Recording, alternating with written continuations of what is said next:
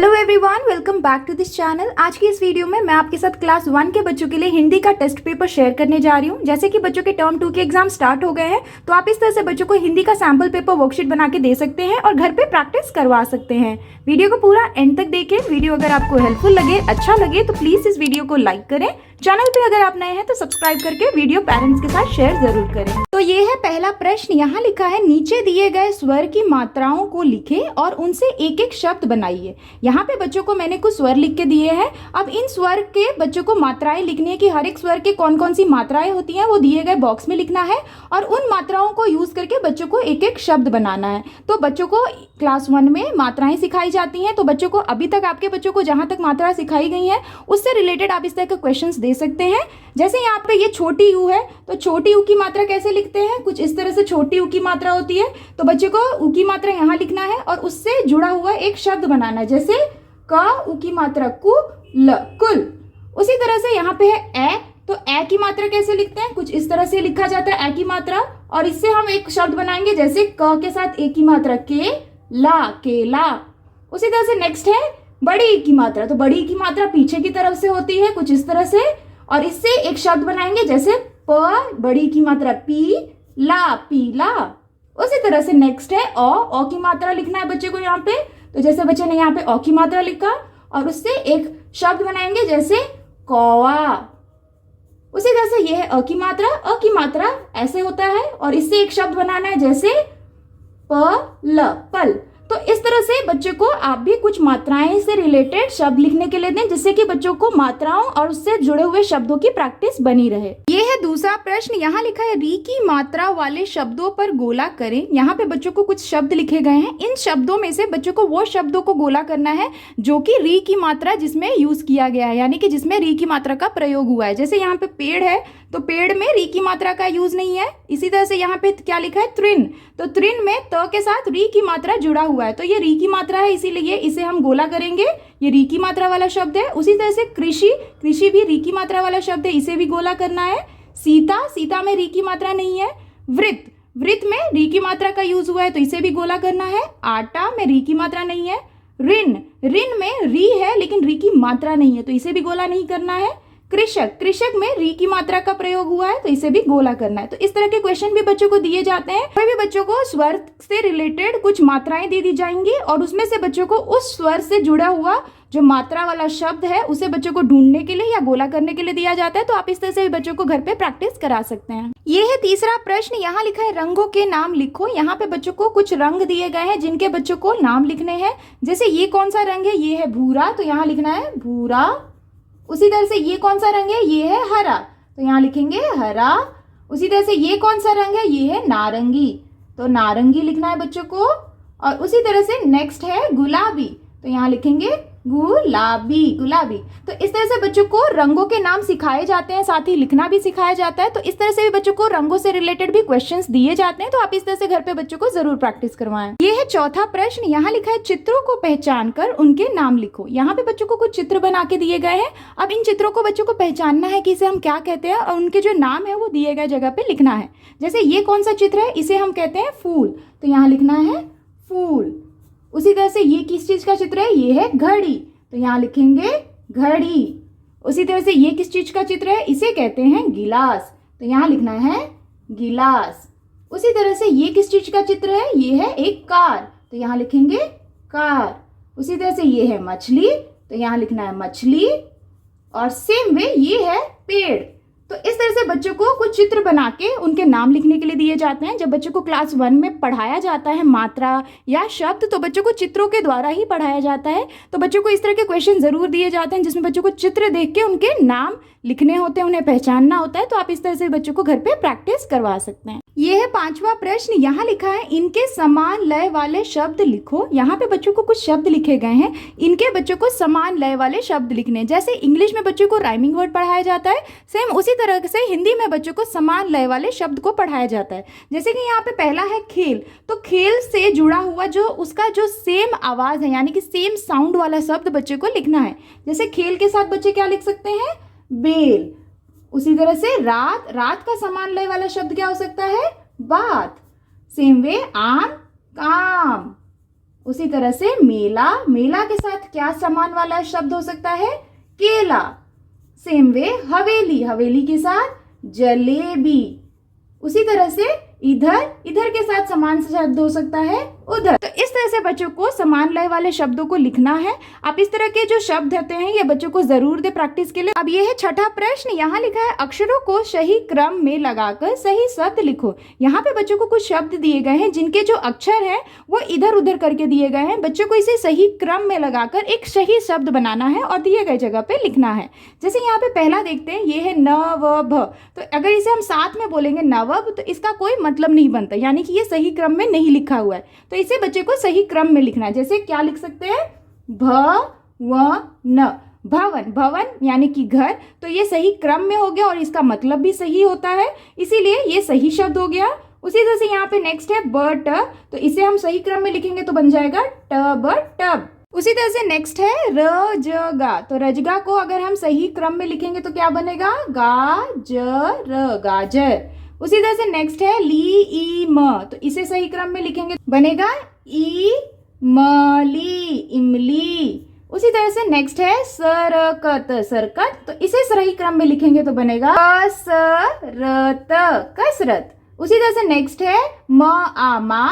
तो इसे हम लिखेंगे सही क्रम में तो बनता है आम, आम। तो इस तरह से बच्चों को आप भी सही क्रम में अक्षरों को लगाकर सही शब्द बनाने के लिए दें और घर पे प्रैक्टिस करवाएं। इस तरह के क्वेश्चंस भी बच्चों को दिए जाते हैं। यह है सातवां प्रश्न। यहाँ लिखा है नीचे दिए वर्णों से 2 या 3 अक्षर के बिना मात्रा के शब्द लिखो। यहाँ पे बच्चों को कुछ शब्द लिखे गए हैं जिसे बच्चों को अधूरा लिख के दिया गया है। अब यहाँ पे बच्चों को क्या करना है कि 2 या 3 अक्षर वाले बच्चों को शब्द बनाने हैं, लेकिन उसे कौन से अक्षर को बच्चे उसमें लिखेंगे जिससे कि एक सही शब्द बनेगा, ये बच्चों को खुद से समझते हुए लिखना है।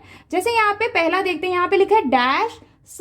तो यहाँ पे बच्चे कौन सा अक्षर लिख सकते हैं जिससे कि एक सही शब्द बने? जैसे यहाँ पे क्या लिख सकते हैं? ब, ब स बस। तो एक ये पूरा शब्द बन जाता है। उसी तरह से नेक्स्ट है डैश ग। तो यहाँ लिख सकते हैं ज ग जग। उसी तरह से यहाँ पे है डैश ड़ क। तो यहाँ क्या आ सकता है? सड़क, सड़क। उसी तरह से ये है म द डैश। तो यहाँ हो सकता है म द न मदन। उसी तरह से नेक्स्ट है क ल डैश। तो यहाँ क्या बना सकते हैं? क ल म कलम। उसी तरह से नेक्स्ट है ज डैश। तो यहाँ अगर हम लिखेंगे ल तो बन जाएगा जल, जल।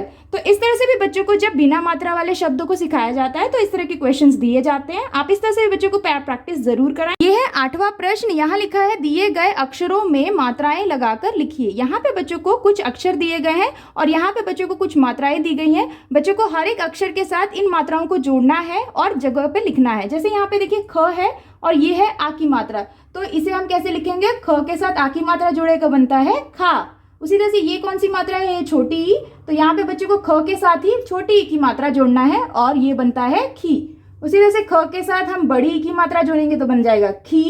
ये कौन सी मात्रा है? ये है री की मात्रा, यानी कि ख के साथ ही री की मात्रा जोड़ना है तो बनता है ख्री। और यहाँ पे सेम ख के साथ बड़ी उ की मात्रा को जोड़ेंगे तो बन जाएगा खू।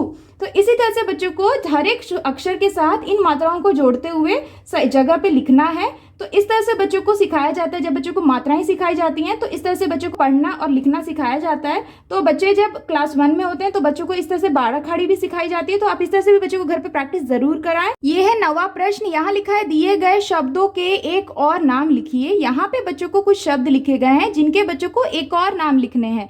तो जब बच्चों को री की मात्रा पढ़ाई जाते हैं तो इस तरह का क्वेश्चन बच्चों को जरूर दिया जाता है, क्योंकि री की मात्रा वाले जो शब्द होते हैं उसके एक और नाम से भी हम उसे बोलते हैं या उन्हें लिखा जाता है। तो उसी तरह से बच्चों को यहाँ पे क्वेश्चंस दिया गया है। जैसे यहाँ पे पहला है गृह। तो गृह को हम एक और नाम यानी कि एक और तरीके से क्या बोलते हैं? गृह का मतलब होता है घर, यानी कि अगर घर और गृह दोनों का मतलब सेम होता है लेकिन हम इसे 2 अलग तरीके से बोल या लिख सकते हैं। उसी तरह से नेक्स्ट है मृग। तो मृग के लिए क्या लिखना है? मृग का मतलब होता है हिरन। उसी तरह से यहाँ है कृषक। कृषक का मतलब होता है किसान, तो यहाँ लिखना है किसान। उसी तरह से ये है नृप। नृप का मतलब होता है राजा।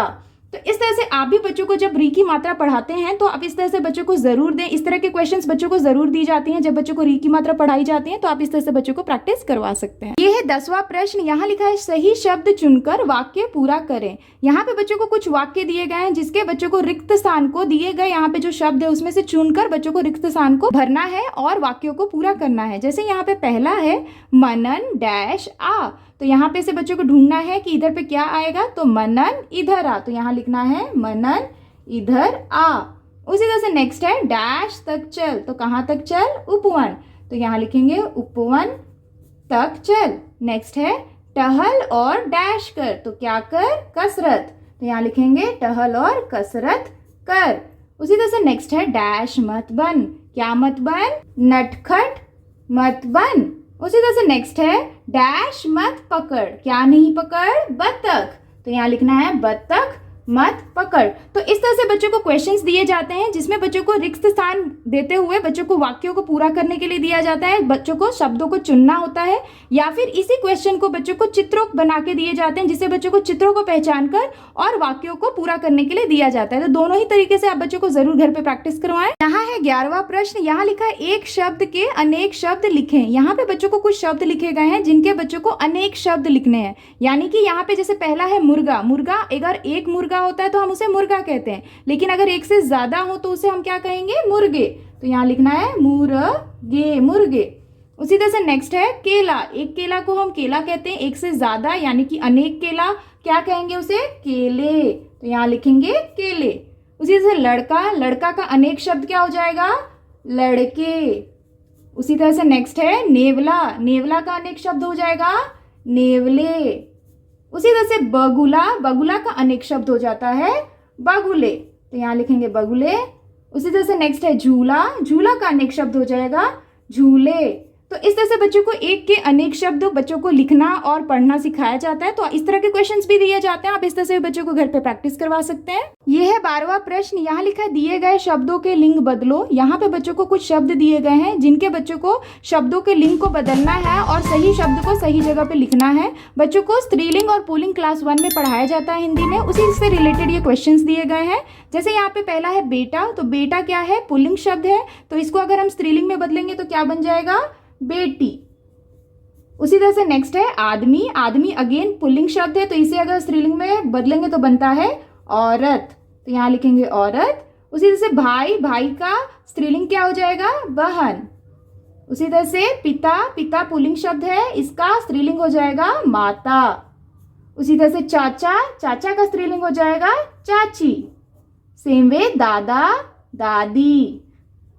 उसी तरह से घोड़ा, घोड़ा भी पुल्लिंग शब्द है, इसका स्त्रीलिंग हो जाएगा घोड़ी। तो इस तरह से बच्चों को स्त्रीलिंग और पुल्लिंग या पुल्लिंग से स्त्रीलिंग बच्चों को पढ़ना और लिखना सिखाया जाता है। इस तरह के क्वेश्चंस भी दिए जाते हैं, आप इस तरह से बच्चों को घर पे प्रैक्टिस करवा सकते हैं। ये है 13वां प्रश्न। यहाँ लिखा है चित्रों की गिनती कर सही संख्या से मिलान करें। यहाँ पे बच्चों को कुछ चित्र बना के दिए गए हैं, इन सारे चित्रों को बच्चों को गिनना है और इनकी जो सही संख्या है वो दूसरे और लिखी गई है हिंदी में। बच्चों को उन संख्या को ढूंढना है और उनके साथ मिलाना है। जैसे यहाँ पे देखिए तारे बने हैं, तो ये कितने तारे हैं, 1 2 3 4 5, 5 तारे हैं। तो 5 बच्चों को हिंदी में कैसे लिखा जाता है उस अंक को, वो इस जगह पे ढूंढना है। जैसे 5 तारे हैं तो 5 के साथ मिलाएंगे, इधर है 5 तो इससे मिलाएंगे। उसी तरह से यहाँ पे 3 मछली बनाई गई है, तो यहाँ पे बच्चों को 3 अंक ढूंढना है, तो ये रहा 3, तो इसके साथ मिलाएंगे। उसी तरह से 2 सूरज बने हैं, तो 2 कहाँ लिखा है, यहाँ पे 2 है, तो इसके साथ मिलाना है। उसी तरह से ये फूल हैं, फूल कितने हैं, 1 2 3 4 5 6, 6 फूल हैं तो 6 के साथ मिलाएंगे। एक घर है तो 1 के साथ मिलाना है। यहाँ पे पत्ती बनाई गई है, तो 1 2 3 4 5 6 7 8 9 10, 10 पत्ते हैं तो 10 के साथ मिलाना है। उसी तरह से यहाँ पे बॉक्स बनाए गए हैं, तो ये कितने हैं, 1 2 3 4 5 6 7, तो ये 7 बॉक्स है तो 7 के साथ मिलाना है। उसी तरह से ये क्या है, बादल, तो 1 2 3 4 बादल बनाए गए हैं, तो 4 कहाँ पे है, यहाँ पे है, तो 4 के साथ मिलान करेंगे। उसी तरह से यहाँ पे तीर बनाए गए हैं, तो ये कितने तीर हैं, 1 2 3 4 5 6 7 8, 8 तीर है तो इसे बच्चे को 8 अंक के साथ मिलाना है। तो इस तरह से बच्चों को अंकों को लिखना, उनके शब्दों को लिखना और इस तरह से बच्चों को अंकों को पहचानना सिखाया जाता है। तो इस तरह के क्वेश्चंस भी आप बच्चों को जरूर दें, जिससे कि बच्चों की प्रैक्टिस इस पे बनी रहे। तो आज इस वीडियो में बस इतना ही फ्रेंड्स। आई होप कि आपके बच्चों के लिए ये हिंदी का टेस्ट पेपर काफी हेल्पफुल रहा होगा। अगर आपके बच्चों के लिए ये हिंदी का टेस्ट पेपर हेल्पफुल रहा हो तो प्लीज इस वीडियो को लाइक करें और अगर आप चैनल पे नए हैं तो सब्सक्राइब करना ना भूलें। मिलती हूँ आपसे नेक्स्ट वर्कशीट के साथ, तब तक के लिए take care and bye bye.